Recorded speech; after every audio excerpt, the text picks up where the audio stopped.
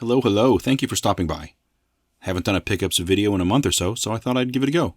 I've got some pre-holiday pickups here, and I thought you might find it interesting. This year I didn't score anything that great at GameStop.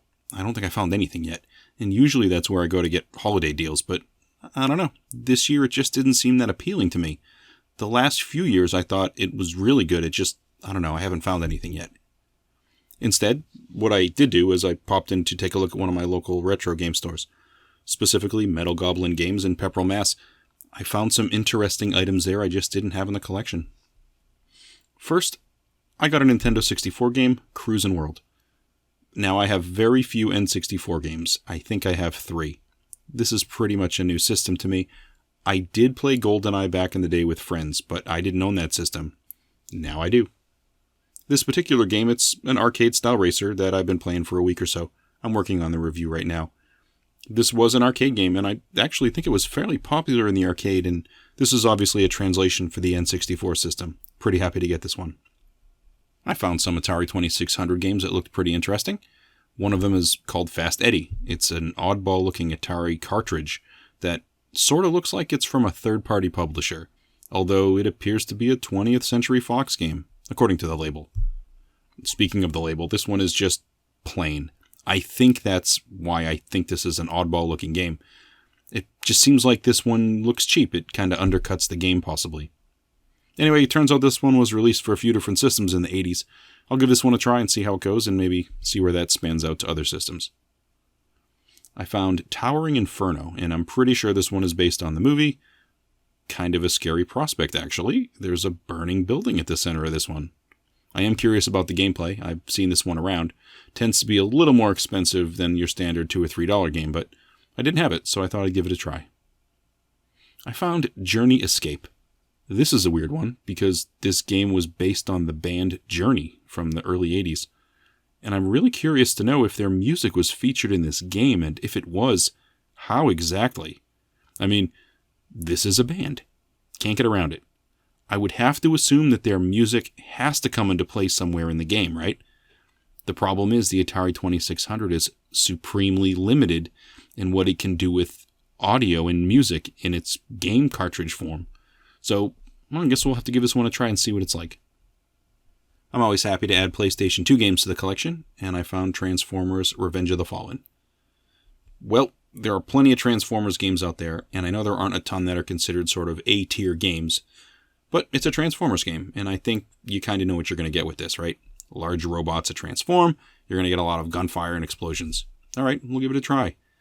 This one's a mission-based adventure game, so there are going to be plenty of tasks to complete along the way, and according to the box, there is exclusive content that's just for the PlayStation 2, so I guess we'll see.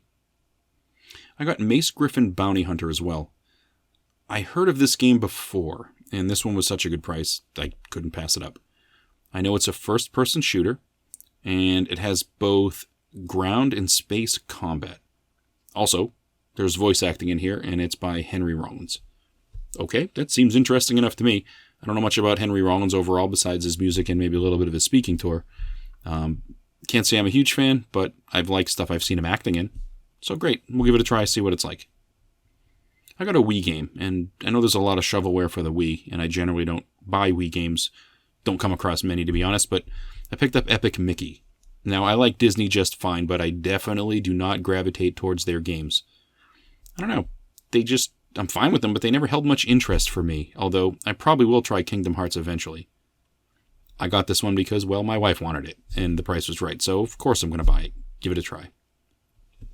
Now, I got some Xbox games too, and I've said this recently, Xbox is a great system to buy for right now. Xbox 360, even Xbox One if you go to GameStop. Games are awesome, and they're at good prices right now. They seem to have not exploded like other systems. At least definitely not to the same extent. I got Aeon Flux. This is based off the movie, which was based off an MTV cartoon that was like a short from the early 90s. We're talking a science fiction adventure with guns and ninja type stuff, I suppose. I think you could consider this one a little bit like The Matrix visually. Kind of. It was before The Matrix, though. It's just, I don't know, it feels like there are similarities there. Costumes, that sort of a deal. Looked interesting enough. I got a game called Breakdown. This is a first-person shooter fighting adventure, some sort of a science fiction story, something about a reality-bending concept in this one, I guess. It wasn't a recognizable property to me, but it looked interesting enough, and of course it had the manual, so okay, we'll give it a go. I also found the Vinci Code, just a game based on the story, or movie, book, whatever you want to call it. I did see the movie a while back. I might have even read the book, and I liked it just fine, so hey, why not? Let's give it a try. I like adventure games just fine, and although this one isn't with monsters or aliens, I'm guessing there are going to be plenty of puzzles and different scenarios you have to solve in this game. And it just sounds like it's probably worth a little bit of my time, so we'll give it a try. I also got a game for the PS4, something I ordered. I was actually looking for a game called Pineview Drive, and it sold out, but I managed to find a multi-pack that actually had 3 different games. It's called The Truth Is Out There Mystery Adventure Pack. The games are Pineview Drive, Joe's Diner, and The Nightfall. These are all horror games. I don't know the level of horror, but it appears as though they are ghost story type of things. I'm guessing similar to like a Resident Evil or something. They're considered horrors. That's what I know for sure. I don't think they're particularly violent based on what I'm seeing here, but hey, I like horror games. This was an interesting one I hadn't heard of, and it took a while to get here, but eventually I got the copy, so I'm happy. 3 games instead of 1 is awesome. I also got, as sort of an impulse buy here, this is something I do from time to time, they were selling trading cards, and these are like just packs of trading cards I would have found when I was a kid. I picked up a Ninja Turtles pack and a Back to the Future pack. Or actually Back to the Future 2. I probably won't eat the gum that's coming with these, but it's a bit of history to take a look at this stuff.